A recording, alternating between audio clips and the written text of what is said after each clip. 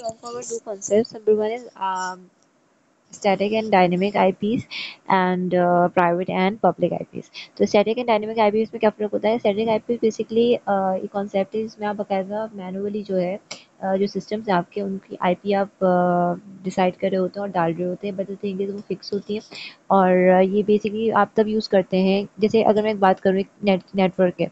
अब जैसे हम घर के नेटवर्क की बात कर रहे हैं, अब कुछ मेहमान आते हैं, वो हमारे इंटरनेट से कनेक्ट होते हैं, राउटर से कनेक्ट होते हैं, एंड देन वो जब जाते हैं तो ऑब्वियसली वो फिर आईपी उनकी फ्री हो जानी चाहिए ना। लेकिन अगर मैं उसको स्टैटिकली असाइन करूँगी तो फिर वो फिक्स रहेगी, वो हट नहीं सकती। तो ये जनरली तब यूज़ होती है क्योंकि फिर वो मेरी आईपी टेकन हो जाएगी ना। तो स्टैटिक आईपी में ये होता है कि अगर लेट्स से आपके पास कुछ फिक्स डिवाइसेस हैं तो उनकी आप कॉन्फ़िगरेशन मैनुअली कर सकते हैं। और also it is also little time consuming also कि आप मैनुअली काम कर रहे हैं।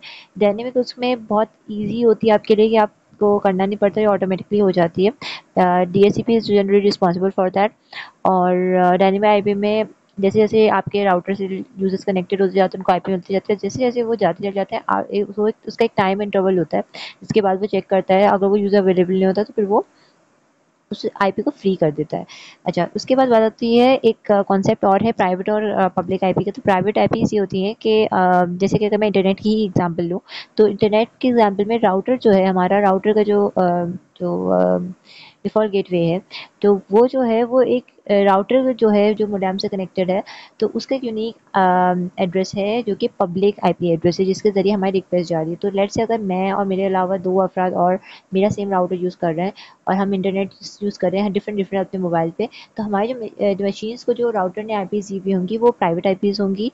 इसका मतलब ये है कि वो उसने अपने तौर पे दी हुई है, लेकिन जो जब हम मेरे मोबाइल से या फिर मेरे फ्रेंड के मोबाइल से जो राउटर यूज़ कर रहे हैं, हम दोनों के मोबाइल से जब राउटर से होते हुए रिक्वेस्ट जाएगी ना, तो वो चेंज हो जाएगी, हमारी प्राइवेट आईपी की हट जाएगी और राउटर की पब्लिक आईपी आ जाएगी। और वो राउटर की पब्लिक आईपी के ज़रिए ही वापस आएगा। जैसे अगर मैंने कोई पेज रिक्वेस्ट किया तो मेरे फ्रेंड ने कोई यूट्यूब की वीडियो रिक्वेस्ट की थी, तो वो दोनों पहले राउटर की पब्लिक आईपी पे आएंगे, फिर राउटर खुद डिसाइड करेगा कि ये पैकेट किसने मांगा था और वो उसके रिस्पेक्टिव सिस्टम में या उसके रिस्पेक्टिव सेशन में उसको प्रोवाइड कर देगा। I hope you like this video, and if you did it, then please subscribe to my channel. Have a good day. Happy learning.